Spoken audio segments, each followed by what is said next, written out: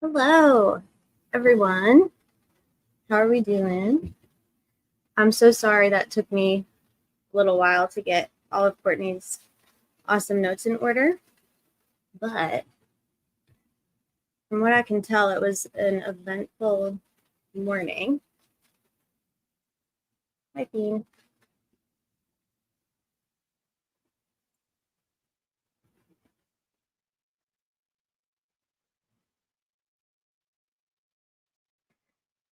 Great.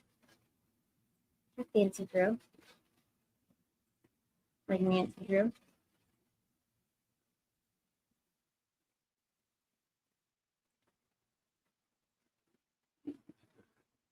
I'm hearing the state is saying on me 61 statements to different people for a period of 2 months. Oh, can y'all hear me today?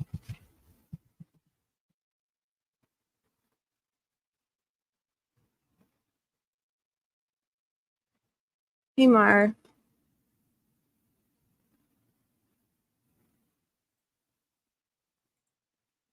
We can hear. Cool. All right. Let's jump in because she's got like 20 pages for us to go through. Okay. Thank you, Courtney, Yellow Jacket. Hi, Ems. Cool. Hi, Tech Deck.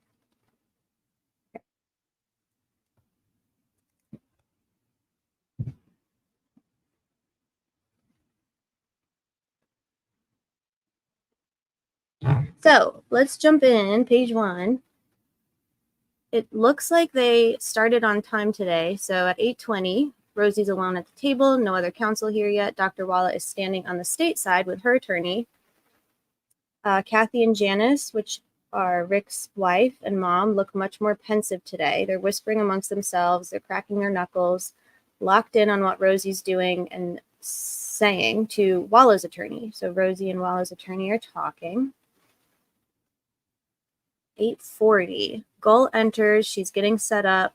Baldwin's talking very gently and seriously to Kathy and Janice. Libby and Abby's families walk in ahead of Pullman, of course. Oops. Latrell, Diener, and Tom Selleck are getting set up. Here's our friend DB. Hey, Libby. Okay. So Tom Selleck, meaning McClellan and his mustache, are getting set up. Rick walks in at 8:55, turns to Kathy and Janice, looks at them very closely and says, "I love you guys." He has a very somber expression. He sits and turns around, smiles at them for a few seconds. He starts looking up at the stained glass skylight again. Baldwin is talking to him closely, and Judge Gull begins at 9. Hi, Mar. Hi, Mandy.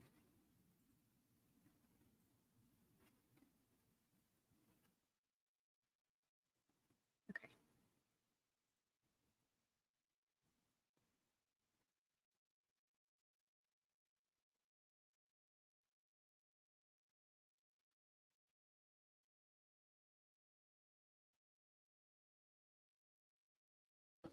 Your handle has arrived. Hello, handler. Thank you. Oh, thank God. We were all very worried about me. So Gull is talking here. This is page 2, right? Yes. Gull tells counsel that jury questionnaires are going out to the postmaster to make 600 copies, and they'll be going out next week. They will be returned by August 23rd and will go on paper and flash drives for counsel.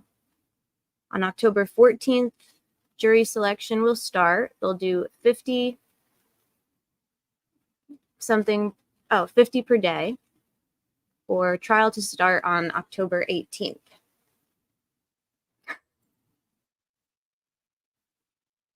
Rosie says that they are withdrawing their motion to suppress Rick's second statement, which is the interrogation with Holman and Rick on the day that they arrested Rick.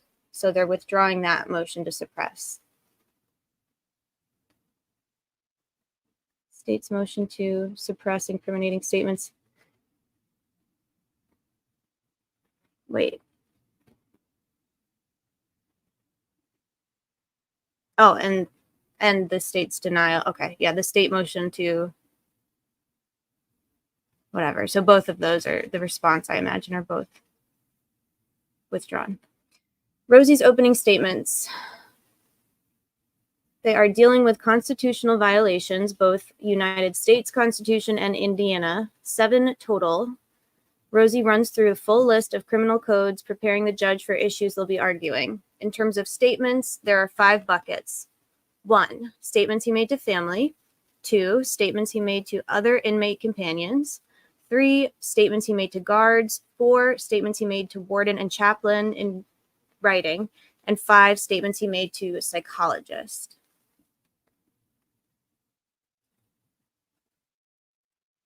And this is Rosie presenting this. Diener. Oh, right, Stacy Diener. So this is the state. They acknowledge that they filed to object based mostly on statements made to Walla. They agree with Rosie's 5 buckets, but they note that there are multiple people in each bucket. Yeah, we know. So this would include nursing staff, doctors, etc., all in a bucket. Rosie says the chaplain is off limits because there's something to a letter written to him, but Rosie could never locate it to obtain it. So there's reference. Okay. Chaplain is off limits because there's reference to a letter written to him, but Rosie could never locate it to obtain it. Interesting.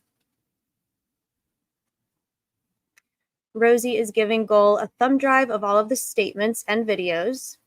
He says there's, oops, shit. Sorry. He says there's a lot to dig through to identify what that was, that a statement or not. The handheld camcorder was used on him anytime he was moved anywhere, that he went from,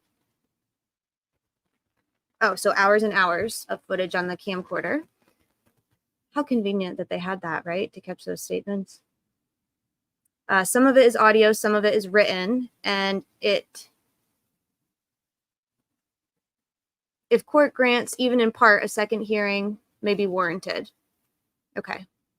One time he might have said, I killed them, and 6 months later he said, well, I heard I confessed. Okay.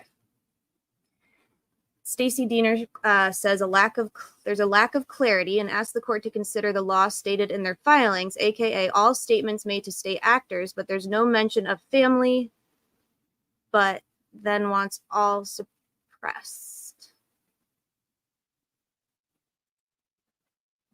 Is that true? That's upsetting. Next page. DB, are you doing comments for us? I think you are. Judge Diener said,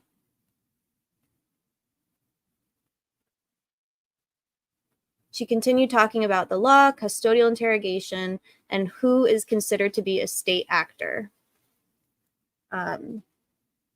Again, she says there's clarity needed. Their motion fails before the first argument, meaning the defense's motion. The question becomes, is anyone a state actor if we claim they're acting on behalf of the state? Interesting question. They want the court to rewrite the law. They're jumping to involuntariness of statements before laying any legal foundation. Mr. Allen's situation and in custody is not unique. The court set these standards in place, implying that it wasn't an abusive or coercive environment. So this is now attorney Dawn Stevens, the director of operation services at DOC, maybe the director of something. Oh, sorry, not judge. Stacy Diener, the attorney, my bad. Affidavit. Thank you. You guys are very helpful. Affidavit of Dawn Stevens, Hello? director. Yeah, DB. Oh, this is Chelsea. Anyways, Oh, hi, Chelsea. So odd structure was there, everybody. If anyone is curious, Oh, anything she says in the chat awesome. overrules us Yes, and the please. notes. And the notes. Okay. Maybe the notes. Well, probably the notes because she was there. Thank you, Odd Structure, for being here. So they were recording him in the shower. Nice. Love that. So the affidavit of Don Stevens, who's a director of operation and something,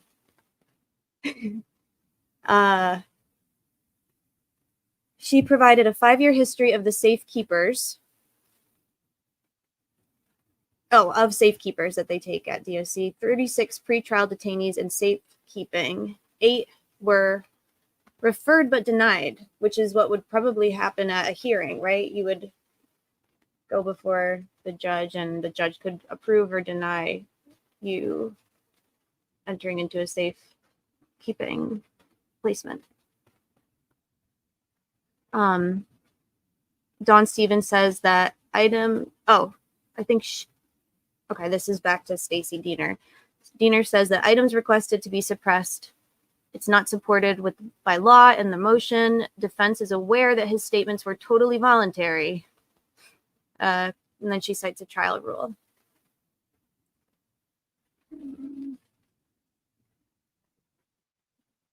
Does that say 5 at the bottom? Yes.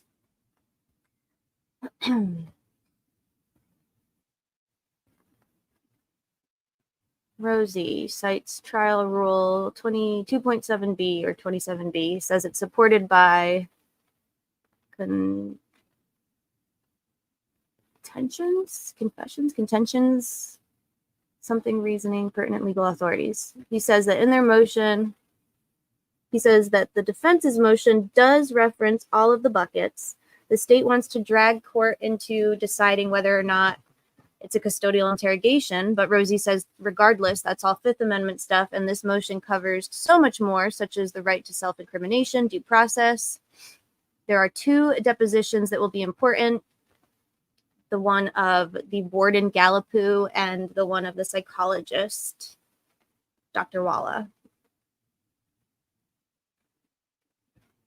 Rick is watching intently, nodding his head in agreement with Rosie's words. Rosie notes that there's a great deal of information that was provided by the state. The transcripts of officers, camcorder footage, etc. The state has all of that. There's nothing novel about amendments and rights. I think that's Rosie saying that, right?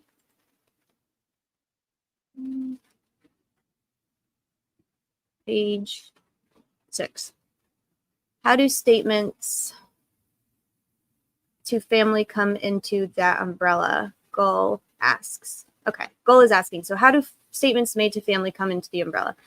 Rosie cites the 14th Amendment and says that this hole in Westville he was in, the circumstances that neither Rick nor Judge Goal agreed to after months in solitary confinement, you are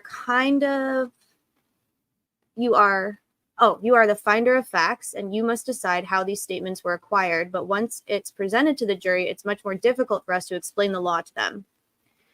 Stacy Diener says the defense is asking the court to jump over custodial interrogation and find environmental factors to blame. The judge should hear all the statements and make an informed decision. There are 61 statements in 2 months made to different individuals. Were his rights violated? There's lots of chatter at Rick's table while Diener talks. Rosie says, yeah, go ahead. So I just want people to think about this. I seen somebody says that she should be reported for being unethical. Yeah. Okay, so I get where people are coming from with that, but let's think about this for a second. Do we know that she reported it to Nick? I think that's what they're trying to figure out. How did this confidential information actually get back to a prosecutor to use without filing a subpoena to get it from an internal affairs investigation or internal affairs database? Did she even try? Because the defense called her today, right? That's who called her. I believe so. Well, and from what Odd Structure is saying, it did not seem to be that the state wanted to chat with her while she was on the stand to really talk about what was going on.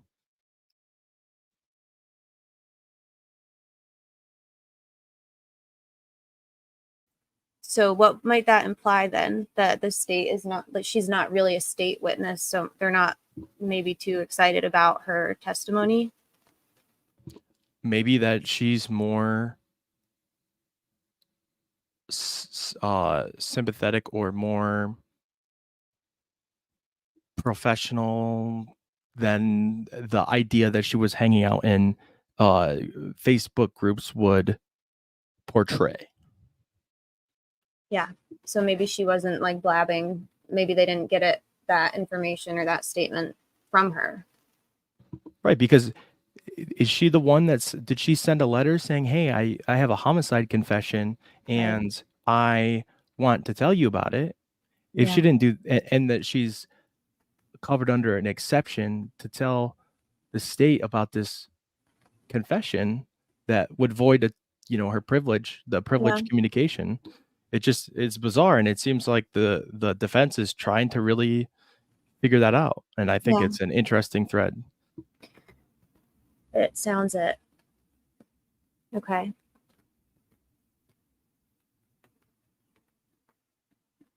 Yeah, and then ticking time on here is right. Her name originally came in from that admissibility that was mentioned to be filed by Nick. He said there's some pretty incriminating statements. Then a couple days later, from that hearing, here comes this filing that includes the doctor's name and these alleged statements, right? Yeah. But it doesn't say that the doctor came forward. So it's an interesting thread that I think the defense is on to. So right. How did they get this statement? Man. No, Brandon Collins. I don't believe that. I don't think that I don't know. I want to say no. They wouldn't have had all of her clinical notes for Rick. Certainly not. But I don't know. Okay.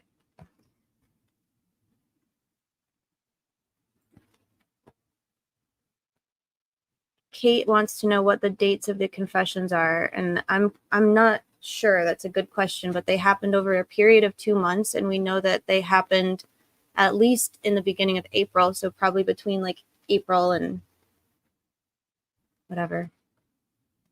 Okay.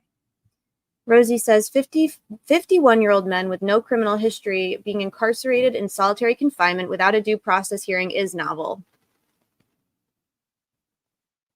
Gull is concerned that there's no police interrogation and family can't be prison state actors. Under advisement. I think this is... Okay. So this is something Odd Structure talked about. Okay.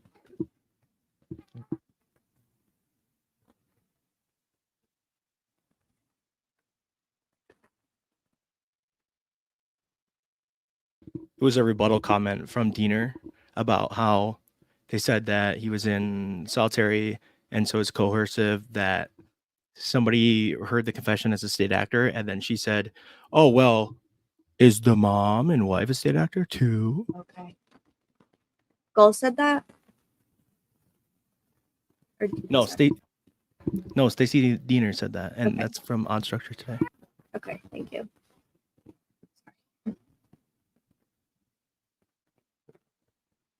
So Courtney wanted us to bring attention to the fact that Gull issued an order of separation of witnesses, meaning witnesses can't be in the room while other witnesses are testifying. So that seems important.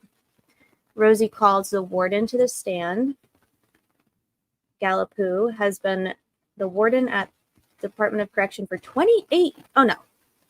He's been at DOC for 28 years, or he's been the warden for 28 years. That feels like a really long time, but he's been a warden at the Department of Correction for 28 years. I guess that's what that means. That's a long time. He was previously at Westville for 5 years. Lateral move from 2,800 inmates to 54 teenage females. I don't know what that means. Razi confirms that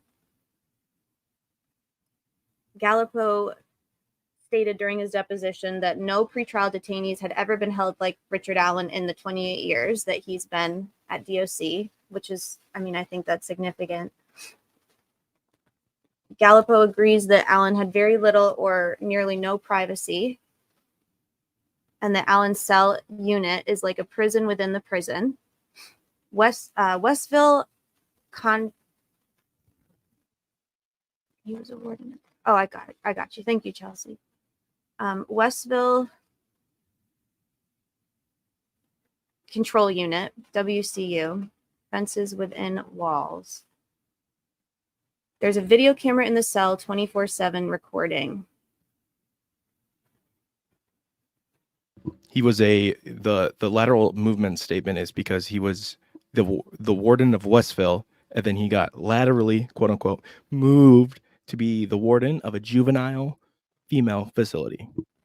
Gotcha.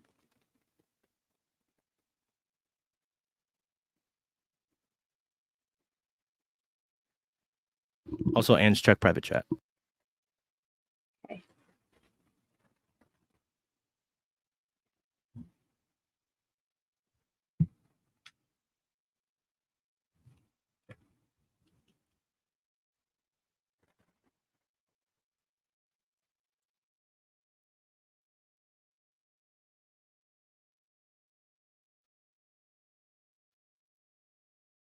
All right.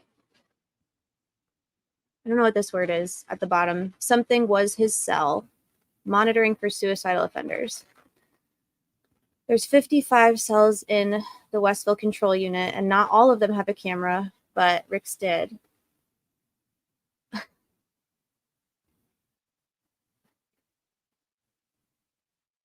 Okay. PJ. The cameras in this, I guess the cell cameras, have video and no audio. Gallipo instructed staff to preserve all video except for video from day one for purposes of transparency and litigation. So the cell lights are on 24/7. They discussed the window during deposition. It's a slit, a 5-inch by 10-inch slit at the bottom is elevated about head level or higher. You can't see out of it. His window was scratched and had to be replaced. He has 3 to 4 one-hour recreational sessions per week. This is from the deposition. Except today, Gallipo said he has 5 per week. Gallipo can't remember when Westville placed Allen on suicide watch. Rosie says it was on April 1st.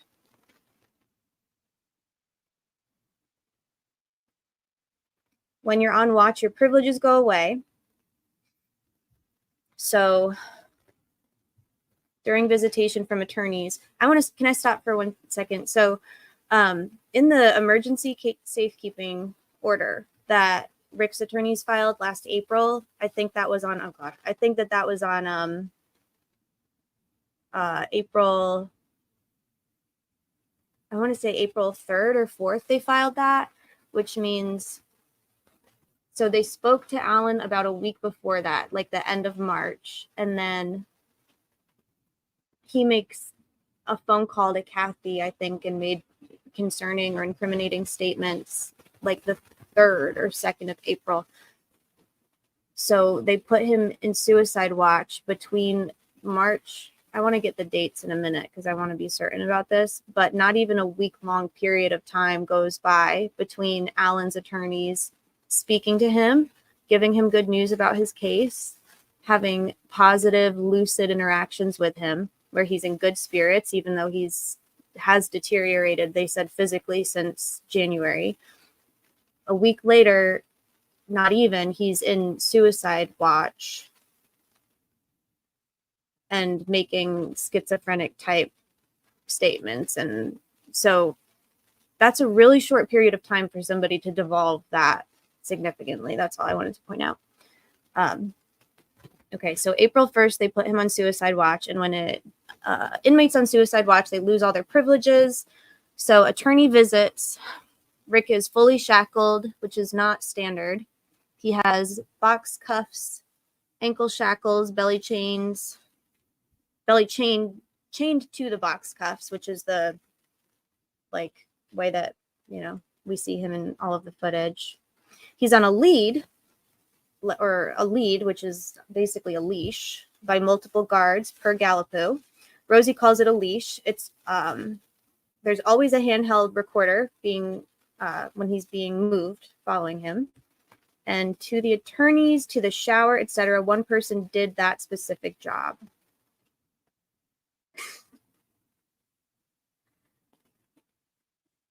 DB, I'm turning the page. Okay. So Gallipo agrees that they did initially record his attorney meetings with the camera pointed on Alan, fully shackled. Damn, that's insane. Gallipo says it's because he was on suicide watch.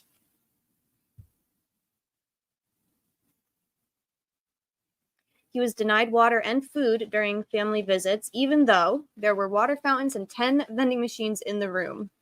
Gallipo says it's a policy. And then Rosie asks him, "You can have a Pepsi but not water?" And Gallipo says yes. Audible sighs in the room. So people are reacting to this. They discuss the door slit, acknowledges that Alan was tased through the slit because he could have been a threat to officers by not removing his hands and not complying. 3 to 5 statements he's heard about through cell door, aka slit. Gallipo never documented it. Quote, "I killed those girls, Abby and Libby," end quote, summarizes the contents of the statements that he's heard about, meaning Gallipo. From November 22nd until December 23rd, did law enforcement ever come talk to Rick? And he says, no, I don't recall that. Interesting.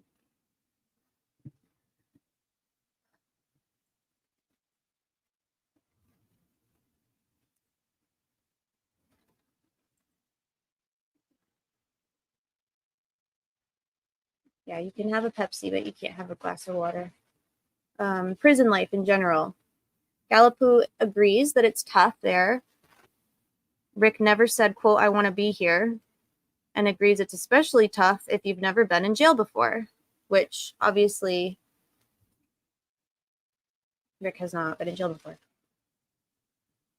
So the Companion Plus program, that's the Suicide Watch companion program.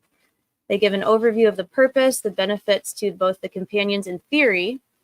The companions are entrusted a bit more than other inmates. They get to live in plus housing, which is nicer. Gallipo says it's not more amenities, but generally it's a community of positive people. Everybody in the courtroom was like, what the fuck? This odd structure. Which part specifically? I'm sorry, I was going too fast. Warden saying, I'm not sure. Oh, you mean about if if law enforcement or guards ever came to talk to Rick? Is that what?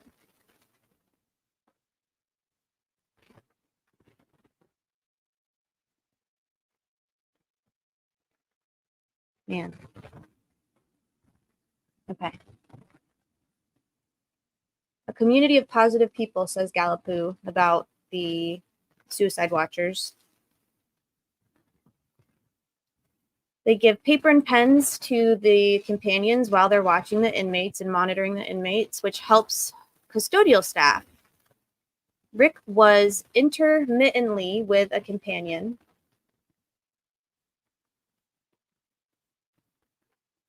And his actions, words, and behaviors, etc., were all logged. Mental health personnel do not consult with the warden when placing an inmate on suicide watch. Walla writes orders for suicide watch.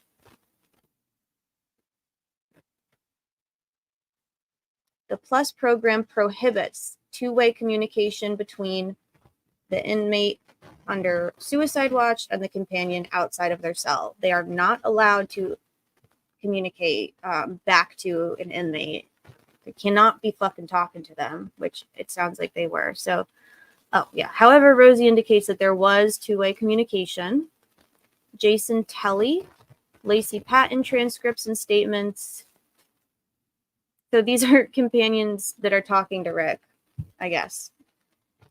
Lacey told Rick about her baby mama drama and or spoke to...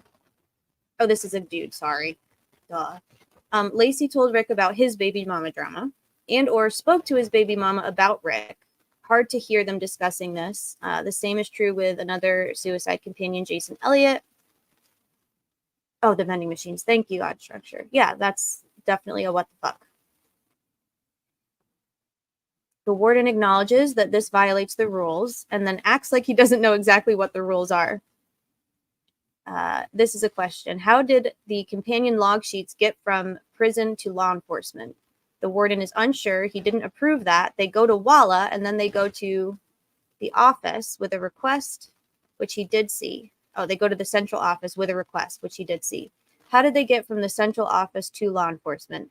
Warden has no clue whose hands they exchanged en route to the central office. They didn't share this with Alan.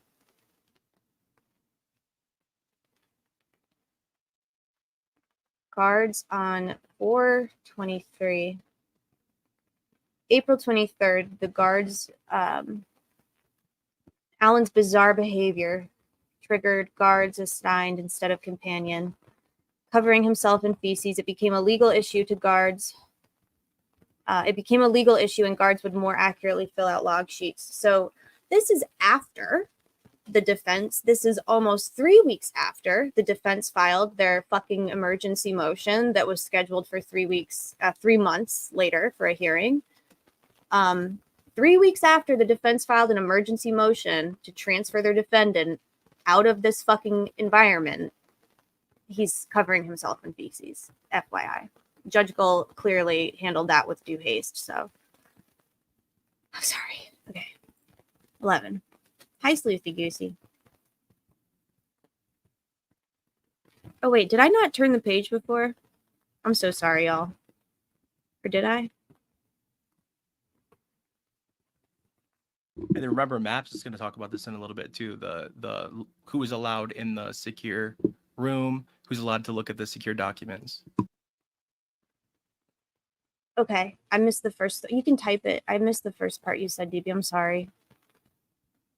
The investigator. Oh, okay. Maps. Cool. All right. That will be helpful. Rosie and Gallipo continue. It's about 10:30 now. DOC has a contract with GTL for phone services. So all of their calls, obviously, of course, are monitored. The Department of Corrections set up and GTL set up tablets. Okay. So there's tablets that are probably also monitored. I mean, they are also monitored. The call setup. There's a bed frame, metal, cell setup. Bed frame, metal slat, an inch off the floor with a mattress. The cells next door have elevated beds. Only his cell has no table and no chairs.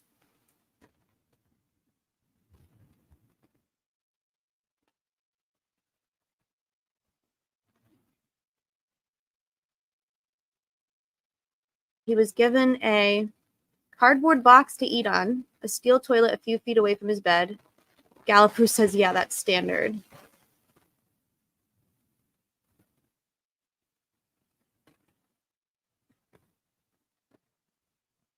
Okay, Gallipo is now being questioned by Stacy Diener. Did you have a choice?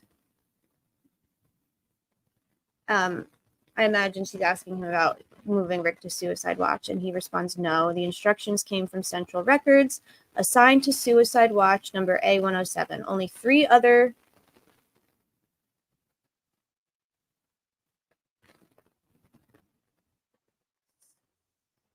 cells existed before Rick got there. A separate order to video record Rick outside of his cell came a few months later from the central office. Who is in the central office making these fucking decisions is what I want to know. Where are these decisions coming from? Probably from the Attorney General, but the central DOC office. Why would they, but like, No, right, but like who's ordering these very specific, like, I don't know how to ask that. Oh, we just need to do a Freedom of Information Act request, and I think we could figure it all out. They're going to tell us everything we need to know. Yeah, Psych. I'm sure.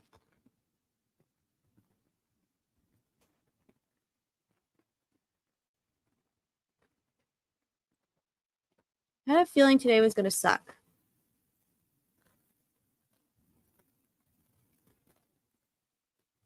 Hi, Jerry Walker. All right. So, continuing Diener, Stacy Diener questioning Gallipoux.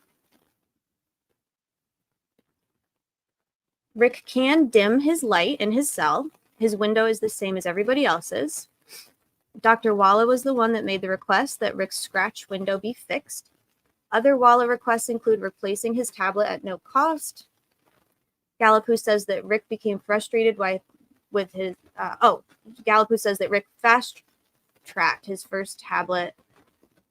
Other inmates still don't have one, which Courtney puts in parentheses here, convicted, because other convicted inmates are waiting. Yeah, so they keep comparing Rick and his situation and his allowances to other inmates, and the difference is he's not a fucking convicted inmate, so he shouldn't be there in the first place. Well, and since he's not convicted, he has a lot more rights to be able to communicate with the outside world. And I think they're concerned, or Walla is talking to him and thinking that his mental health or what happened with his tablets really affecting him, and is telling the prison that it's in their best interest to make with a new tablet Ricky fucking split to get, to protect themselves and to make sure that this person isn't going to go, further into mental health issues. Like, let him fucking talk to his family, y'all. Get him his tablet back. Right. So that could be, yeah. So Walla has so far seems to have acted in Rick's best interest, as far as we can see on this piece of paper, right? Requesting that his window get fixed, wanting his tablet to be replaced. When Rick got a visitation from family, which is normally not allowed in segregation since it is a restricted housing unit. Since it's a punishment. Right. Yeah. Which is probably why somebody like Rick, who's a pretrial, presumed, constitutionally innocent person, shouldn't be held in a secured housing unit. So Diener is being sarcastic here, and she asks the warden, "Did you tell Rick that he had to confess to his wife? Did you tell Rick that he had to confess in order for his wife to visit?" And Diener, baby. What a bitch. What are you doing? That was an accident slip there. The handler would like you to revoke your comment there, Angela. I'll think about it. I will think about it. Other questions. Essentially, Rick followed DOC protocols for restricted housing unit inmates. Sometimes they made special exceptions for him. It was nice of them. Regarding the tasing, Rick wouldn't remove his hands. Guards would be in trouble if they just walked away without tasing him, naturally. Rick probably had about 8 suicide companions that rotated in and out so nobody got too much access, and he tried to pump info from high-profile residents to get access to his legal mail. Wait, pause.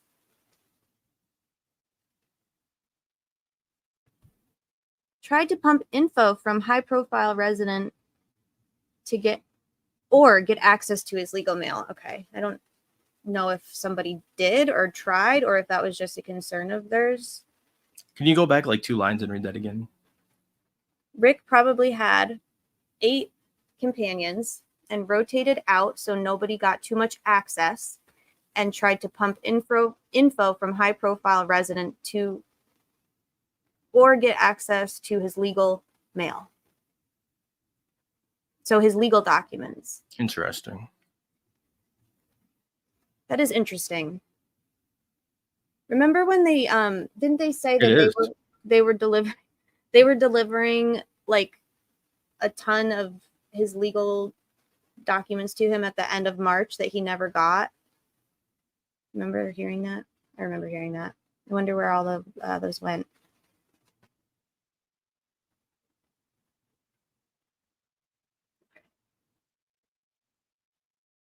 Companions are only supposed to log inmate behaviors.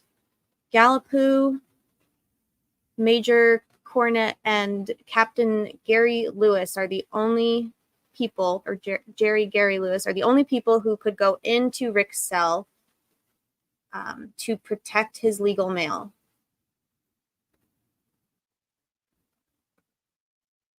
So this must be delivering him his like legal documents, I guess. Yeah, I think they're not actively protecting it, but those are the only ones allowed in there, so Right. that So that it's, yeah. So he keeps his legal documents are kept in his cell with him. Yes, because somebody that's an inmate may look at those documents and have information that's not publicly available that they can use to say that he confessed details to them that would not be known, and potentially get them a bigger deal, or a better deal or better sentence.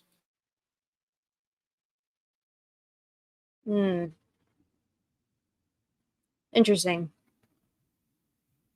Okay, so again, guards were inserted to watch, Rick once his behaviors became odd. Only once did Rick have to tell companions to.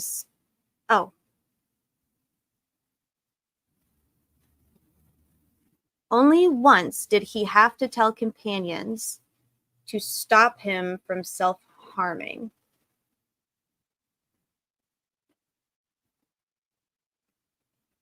Okay. Hey, Hoosier. The companion logs go to a lockbox when they're done, although it's not always locked. This is a new protocol. Guards are never instructed to ask Alan about charges. Warden has no knowledge whether or not guards did or if they blabbed to family members about his statements, meaning, yeah, okay. So these would be like the correction, yeah, officers watching him. Alan's legal mail was never originals, always a copy in case it's drugs, synthetic marijuana paper. What? Yeah, also known as K2. They sneak K2 into prison all the time. His attorneys are going to sneak K2 into his. Oh, no, I'm not saying that. No, I know, but isn't that kind of what they're implying? I'm not saying that, you know what I mean? I know you're not saying that, but isn't that what they're implying here? That's the protocol for, I think, most deliveries of paper into prison. So who makes the copies? Oh, I don't know. But like, say they spray the synthetic K2 on there, and then you can consume the piece of paper like a tablet, or like a right. I guess how they do like an edible heroin too. Yeah. Right. No, I understand that, but so then this implies that somebody, so the legal discovery, paper discovery, is delivered to the prison for Rick, and somebody, a staff member of the prison, then makes photocopies of all of his discovery before giving it to Rick. Where do the originals go?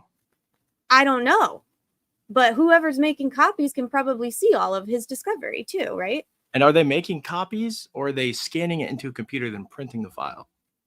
I don't know. These are all great questions, Stevie. I don't like this, though. That's very strange. Not great. It's not great. That's probably why,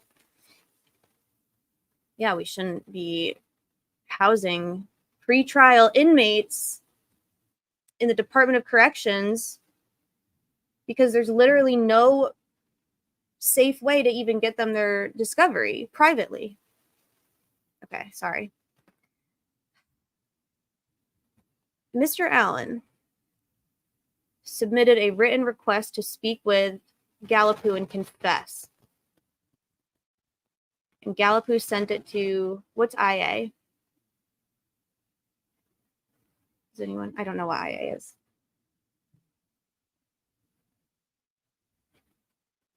Internal Affairs? Something?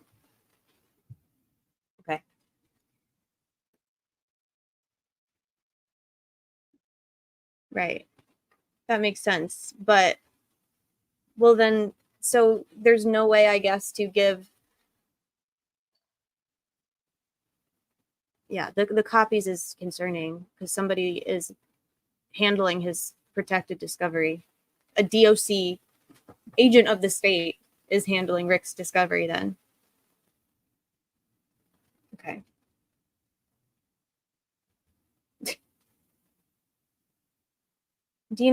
Stacy Diener shows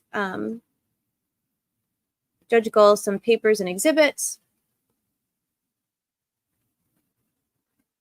including what Gallipoux sent to IA on March 5th, 2023. I think she means April, like another in March.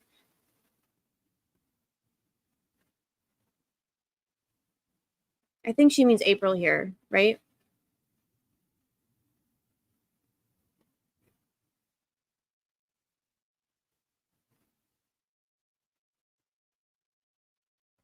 Thank you, Radar.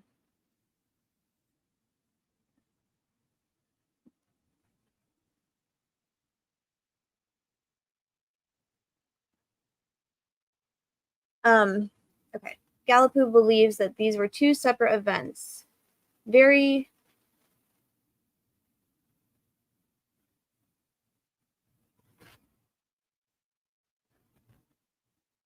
something.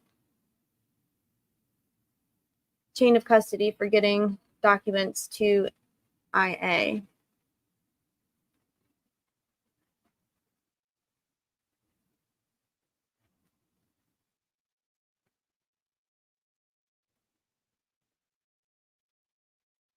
There's like too many issues to even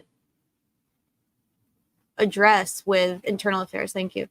Address with somebody else photocopying Rick's discovery in DOC. There's a million things that could happen that are bad. They're all bad.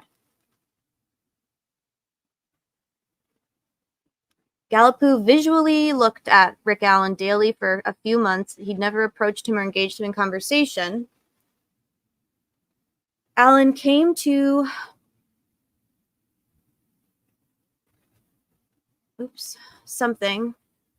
came to bars to confess to Gallipoux, but gave no details of the crime. Came to bars. Does that say bars? Okay, situation to medical staff. No interrogation, no questions being asked of him. This is Diener, I imagine, arguing as to why that was not coerced. Mr. Allen indicated to medical staff that he was being treated well. He was offered a loaner TV and rejected it. Allen never told him he was being interrogated. This is a member of medical staff. This is the motion to suppress Rick's statements, and the testimony we just read through is the warden, Gallipoux, being cross-examined by Stacy Diener, and now we're back to Attorney Rosie questioning him.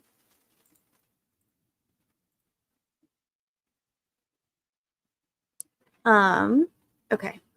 This is, Courtney wanted us to actually, y'all, hold on one second, don't go away. BRB. Hello there, everybody.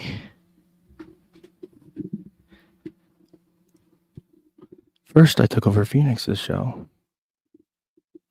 And now here I am. All alone with the people.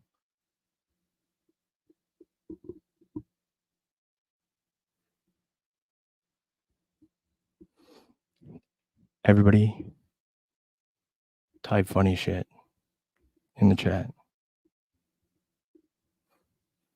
Not that you guys already do that anyways, actually.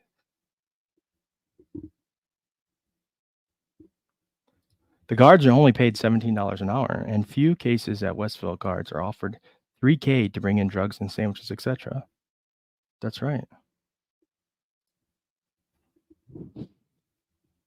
Nope. I woke up like this. Came out the womb with this voice.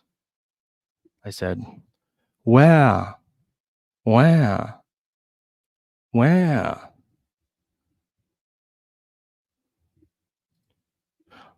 Better turn them speakers off right now.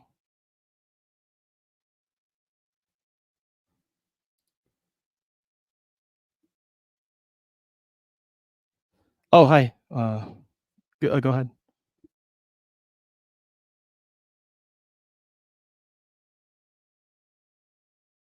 Oh, she's gone again.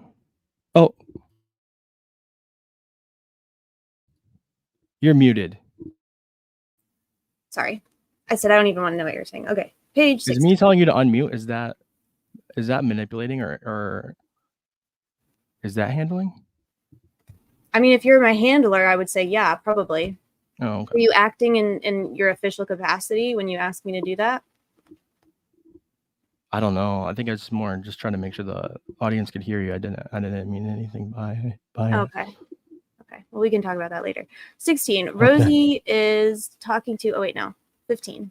15? 15. Rosie is now re-examining Gallipo, and he asks him, are you able to access inmates' criminal history? And he responds, there's a program at jail called Onsite or Insight. It's a case management system. Database of inmates is different. So Gallipo says that he can look up the criminal history of inmates in their packets in the record room, but he can't look up packets of inmates at other DOC facilities, aka he can't view an inmate's information at Pendleton, for example. Okay. Well, what was the program called? On-site? Insight or Onsite? Oh, I was thinking that's what the kind of beef Mar and I have is on-site, if you know what I'm saying. So I thought you were talking about that for a second, but Sorry, yeah, no, my bad. so they're saying like earlier we're talking about Walla, right? And how this information moved from Walla to the public or to law enforcement. Here, I think they're trying to probe and see who all has access and how that access works to this confidential information that is handled by internal affairs. And if it is confidential, who all has access to it or access to the room that has that system in it, because they're just trying to shore up that there's no other issues or to show that these confessions or more people could be really involved in what was going on here.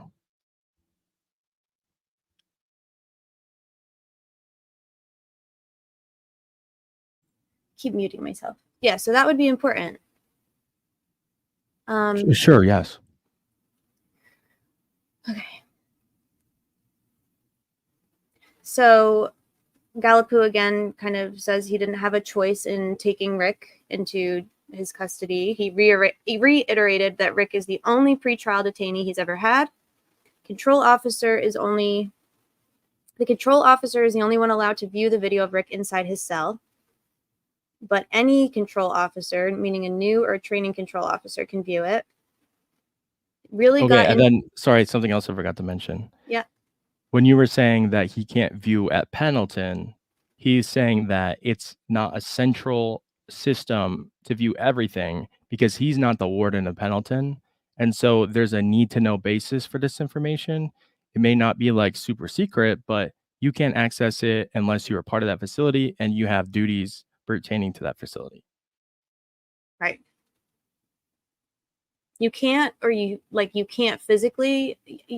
Do we know if they can't physically access it, or if it's just against their policy to access it? But he seems to say in the system, when I'm in the system, I can't access Pendleton's information. Okay, that makes sense.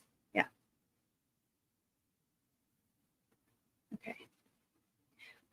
Really got into semantics about whether or not it was a burden for him to replace the tablet. Gallipo is being petty about not wanting to admit that it was really simple to walk to the next door unit to get it. Turn the page. I don't think so. Not yet. I already did. I just did. Oh, you did. Thank you. Shout out Bob Seger. Great song. Okay. They're now disproving that it was a burden to allow Kathy to visit him. And this is something Odd said, that the burden was because other prisoners weren't able to see their visits. Rick Allen just threw a wrench because of him wanting to visit his wife, visit with his wife.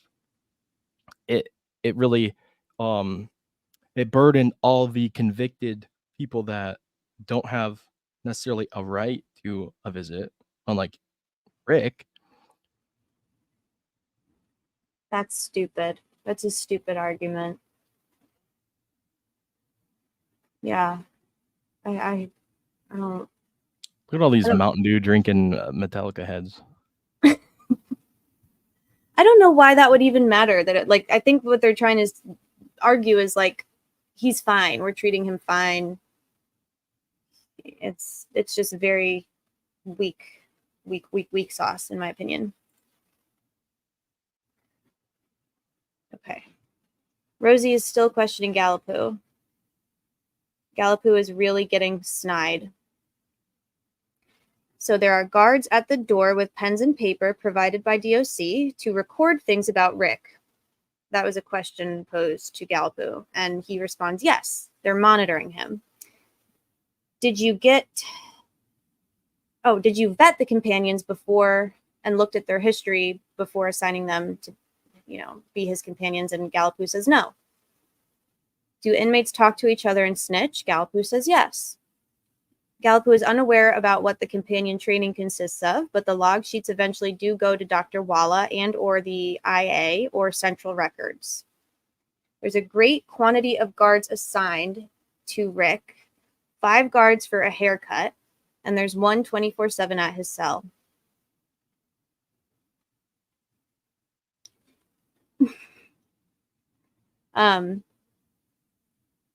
Diener, so attorney Stacy Diener for the state is now re-examining Gallipoe. She says, Stacy, what are you doing, hon? What are you doing, hon? Stacy says a person came by Rick's cell twice a day to check on him and to log notes and remove him to the medical room for vitals. Starting when? ? Rick has access to a chaplain as requested weekly, and he asked for access to said chaplain once. Gallipoe is dismissed. Gull calls all 6 attorneys to the bench.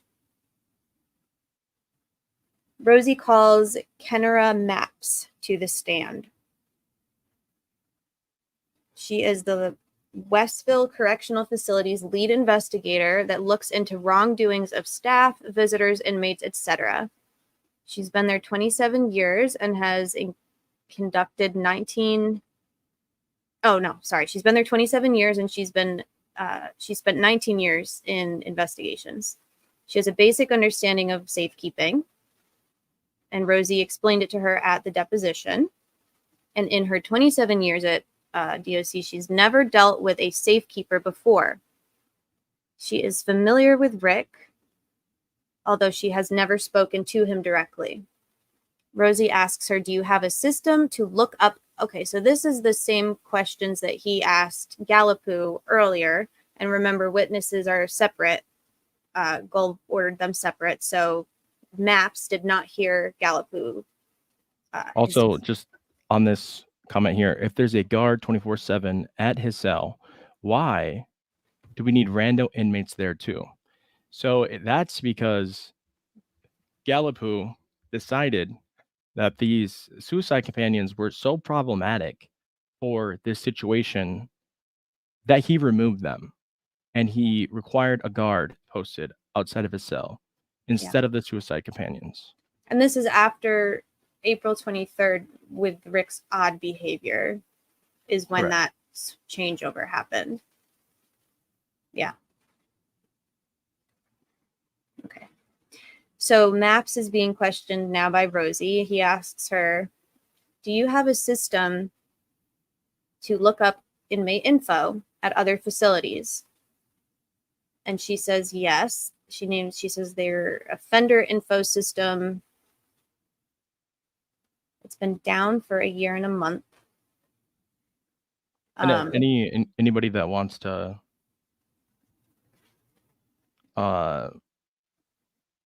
never mind. What? I'm sorry. Are you sure? You can share. Well, I was just gonna say that the name is pronounced differently because it's a R. It's a V, not an R. Boone. Hey, Boone. Okay. Delta is their modern day OIS program. Only certain departments can use the system. So investigations, administrators, the warden, and caseworkers, which means the warden can access the system and look up other inmates. Can they use it for personal use? And she says, no, that's absolutely against policy. I would get involved if a staff member used this system to look up information about another inmate at another facility. Which maybe, there's, if the theory is that somebody told law enforcement inside information that was in the prison system, that maybe somebody else, not the warden, not the medical personnel, somebody else told law enforcement this information. I think that's what they're getting to with those questions. Right. Where'd he go? I don't know. Probably into something he shouldn't be into.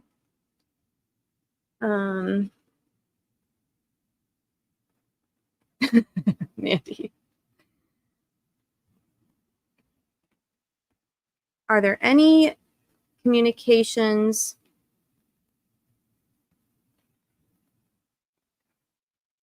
with Gallipo about Alan? Yes. He don't even know who Rick Allen is. He don't even know that there's an ongoing investigation into Mr. Allen. I don't know anything about it.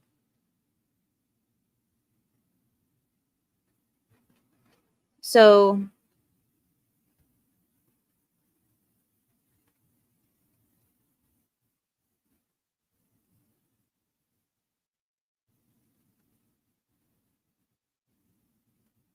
they would provide or download videos from hard drives. They can be used in litigation.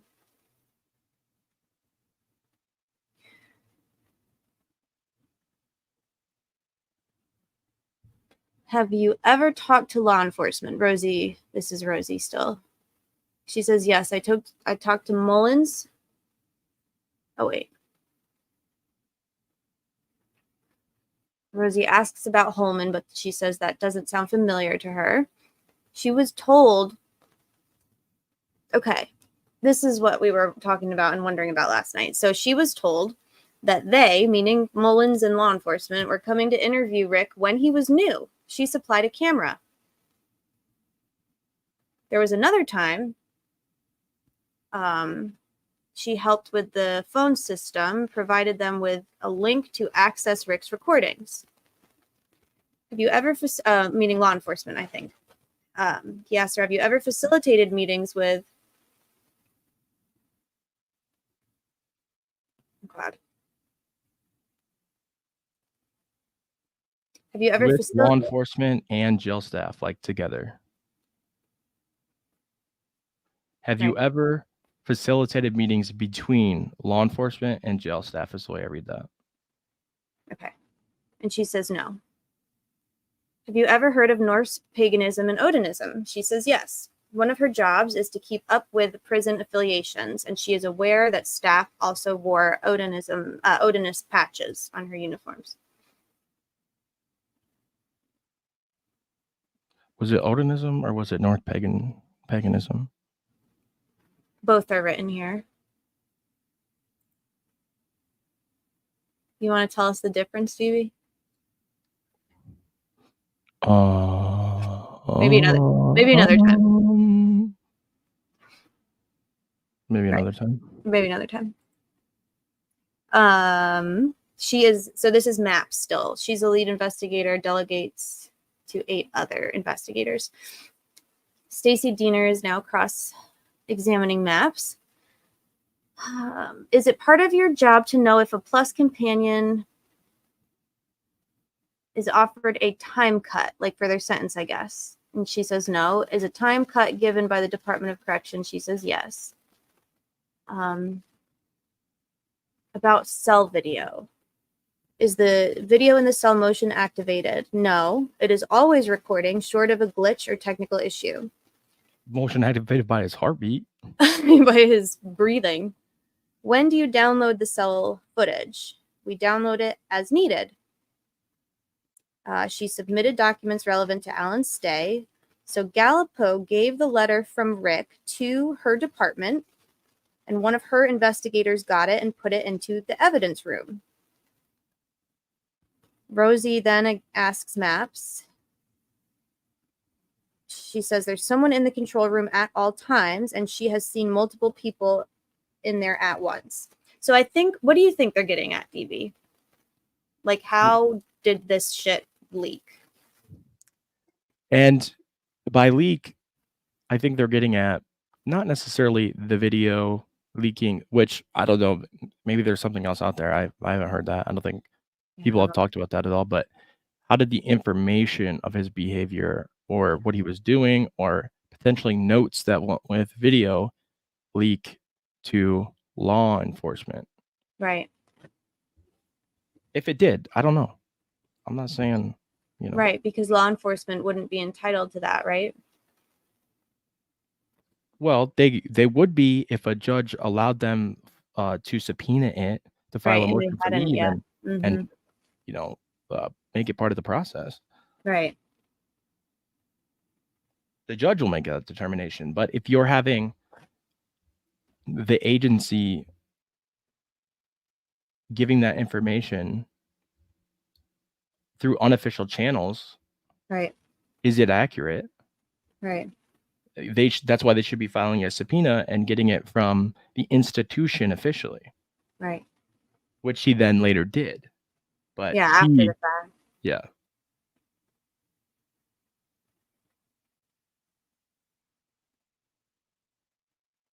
That's interesting. So it appears to me like Rosie is going and this is what Courtney said, it appears like Rosie is going somewhere with this line of questioning. They're trying to like establish a foundation in order to figure something out. Interesting. I don't know what revelation from this morning is the most significant to me, but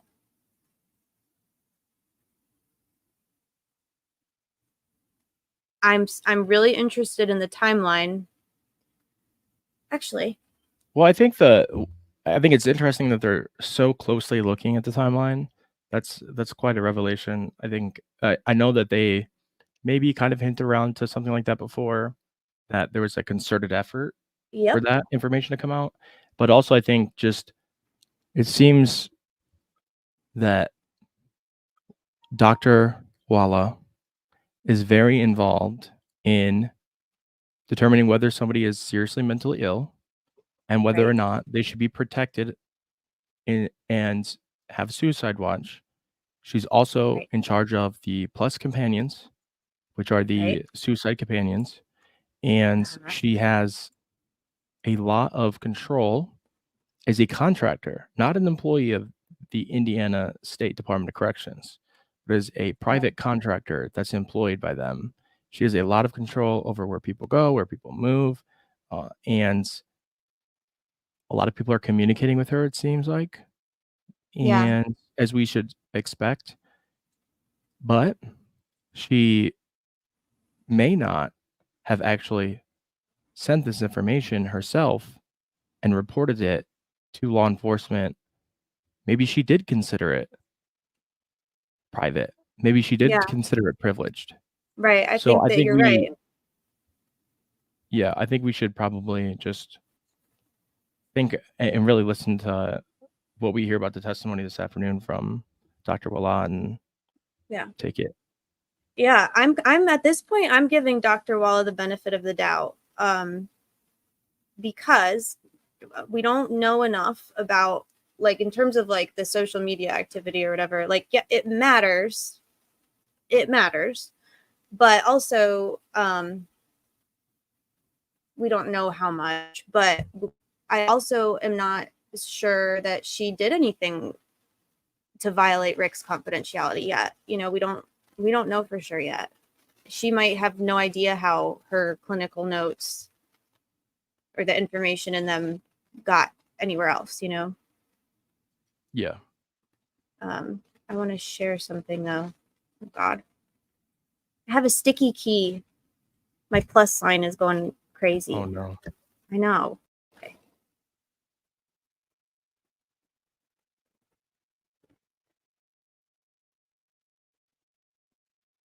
Okay. And actually, we talked about this once with All Eyes during another person's live at one time. Ugh. I'm going to try and... Who is that? Is that Chelsea Handler? Oh, because you're my handler. I get it. Okay, so...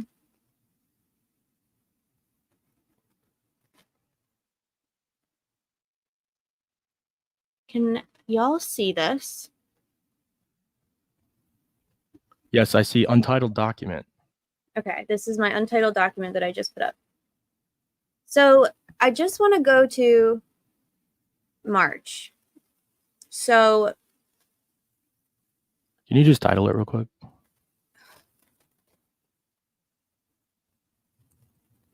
Yep. Perfect.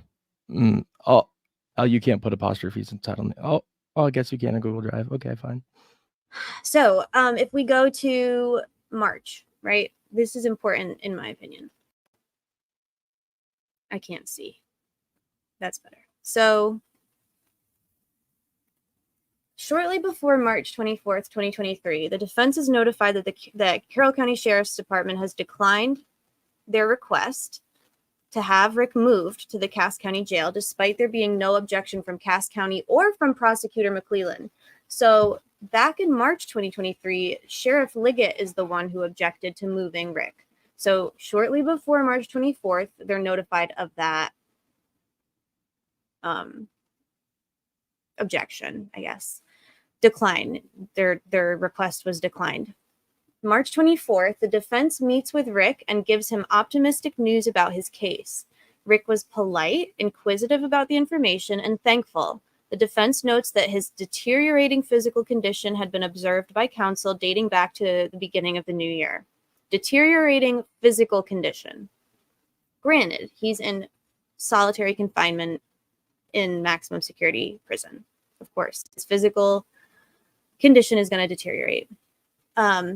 Also, on March 24th, 2023, the defense delivers nearly 1,000 pages of police reports and other discovery to Rick, which, now that we know that somebody photocopied 1,000 pages of Rick's discovery, presumably, in order to provide to him, presumably. Is that how, am I understanding this correctly? Seems like it. Okay. Then on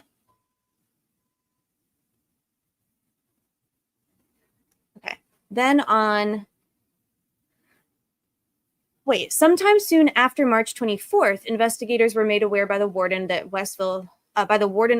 Okay, so the warden contacted law enforcement. The warden contacted investigators and told them that Rick is beginning to act strangely. Now, Can you capitalize his last name and his first name? Where? Oh, here. Just everywhere? Everywhere? Yeah. This is from my No, notes. it's okay. We could do it later. I'm sorry. Oh my God. we can do it later. I'll share this because look, I don't have anything capitalized. I do that sometimes. So this was filed. I don't know when some of this was filed, but didn't we read that the warden, like Rosie was asking, how does information get out of Westville to law enforcement, right? He asked a couple different witnesses that, and they said basically it has to go to like the control room and to IA and to that maps person, and then sometimes it would go to law enforcement. So why is the warden making investigators aware that Rick is acting strangely? It sounds like he's communicating directly with law enforcement. I mean, that's what it sounds like to me. And this is directly from a defense motion. So, I mean, you would imagine some communication. I mean, he has their inmate, right? And so you would expect some, level of correspondence, so and updates. But what does weird mean to Mr. Gallipo? I don't know I don't if he think should be communicating, DB. I don't think he should be. He said that he doesn't have any direct interaction with Rick. He's not working on behalf of law enforcement, even though, DOC is the state. But like, why would he?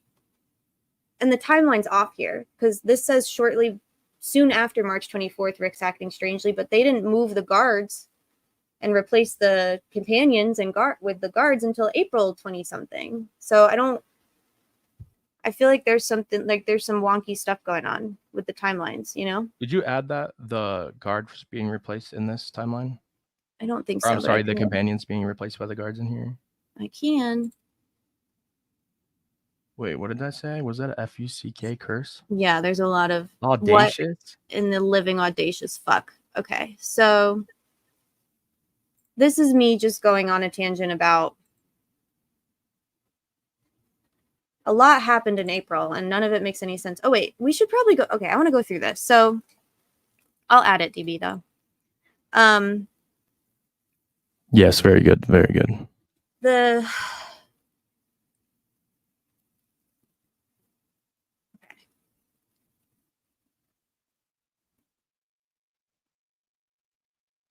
Sometime soon after March 24th, investigators are made aware by the warden that Rick is acting strangely. On April 3rd, the documents, the 1,000 pages of documents that the defense provided, have not been given to Rick yet. April 3rd is the day that this phone call to Kathy is made by Rick, where he makes these incriminating statements. April 4th, the defense goes to Westville to meet with him in person. That's when they take that picture of him. And then April 5th, they file their emergency motion to get him out of DOC. Quote, observe. I'm sorry for my language in this document. I didn't proofread it. I'm not sorry. They say, oh no. They observed a steep decline in Rick's demeanor, his ability to communicate, his ability to comprehend, and his ability to assist in his defense. He is exhibiting psychotic symptoms. He seems schizophrenic and delusional.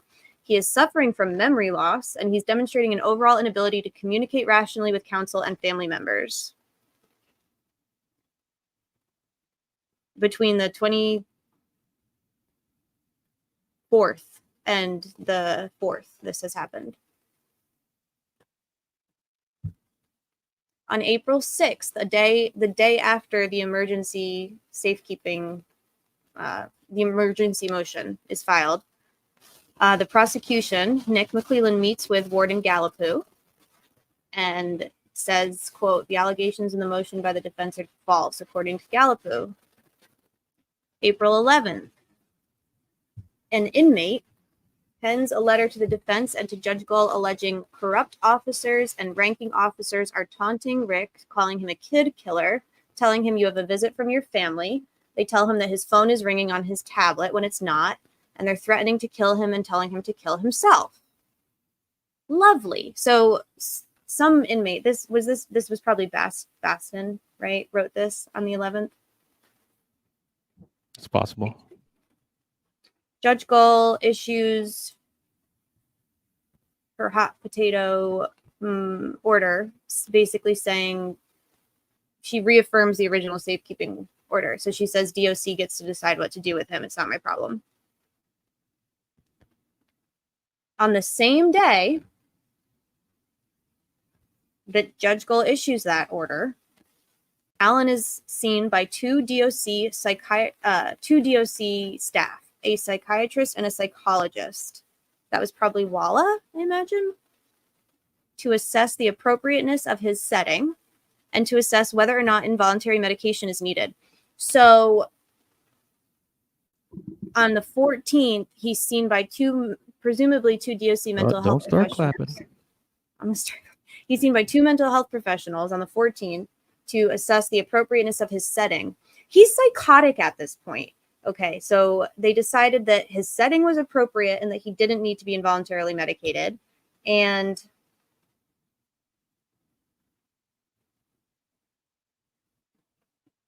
that's interesting. Okay.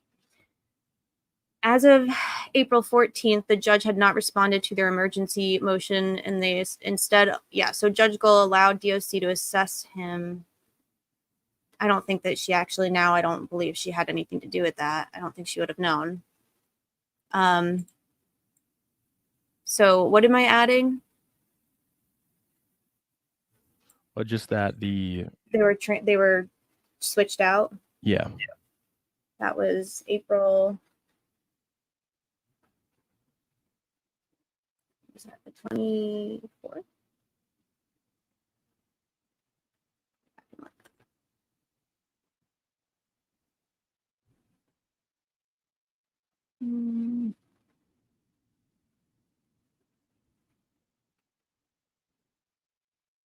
I just want to make sure I get the right date.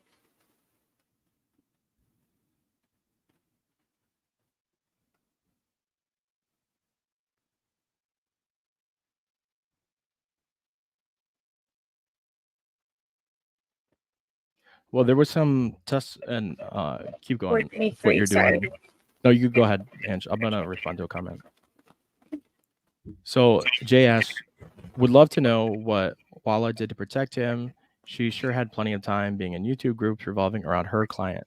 So it seems like earlier somebody was testifying that she was behind the effort to get him a new tablet and some other things that does sound like it could have benefited his mental health.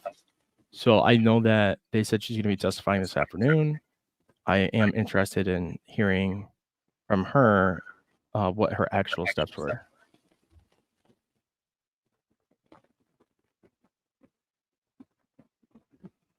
That's a very interesting timeline, right?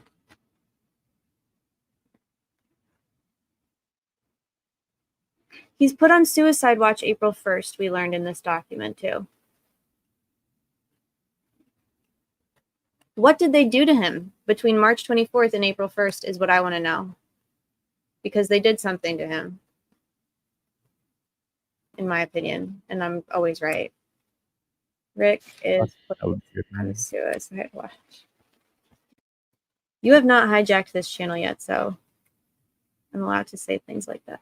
Getting close. April 1st, right? Is that what we read? April 1st, 2023 is when he's put on suicide watch.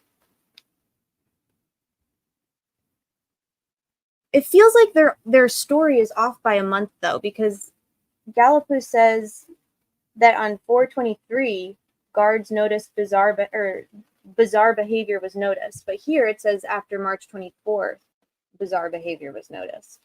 You know, like that's a long time. A month is a long time. Right? I don't know. I don't like it. I will share this. I'll clean it up a little bit. I'll take the unbecoming language out. But is there any other dates that we learned about today, DB, that you can think of? Not that I can think of. I'll have to go back to the notes. We are going to type the notes up. Correct. We are. Everybody in this chat has to sign up for a paragraph to type and email us with the paragraph that you typed, and we'll put them all together. Huh.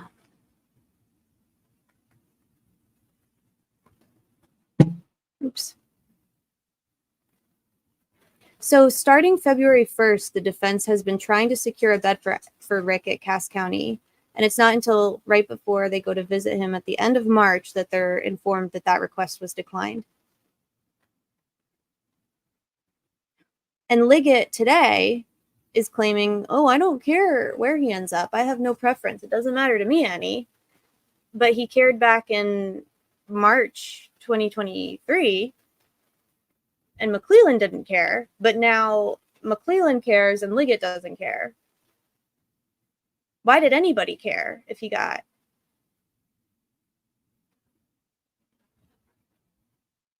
That feels like a good compromise. Oh, there's an update coming soon on that, Ems. Maybe that's gonna happen. You got to subscribe to the R&M OnlyFans channel. Oh God, sorry, I don't want to start that rumor. Never mind, that was a joke. It's too late. It's out.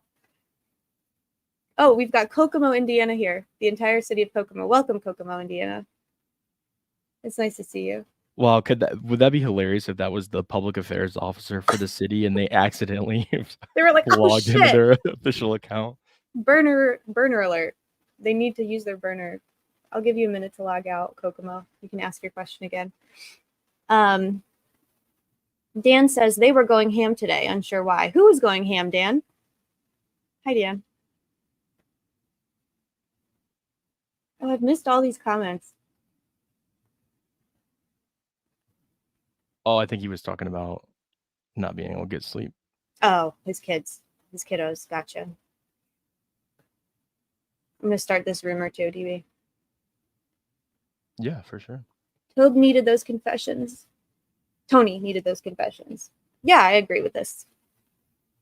I can't wait to talk about Tony.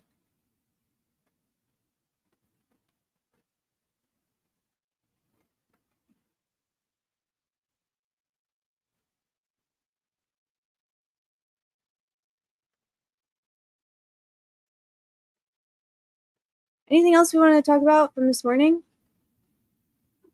No. No, me either. That's it. Yeah. I'm going to type these and share them and Kokomo. think about some stuff. I have some things to think about.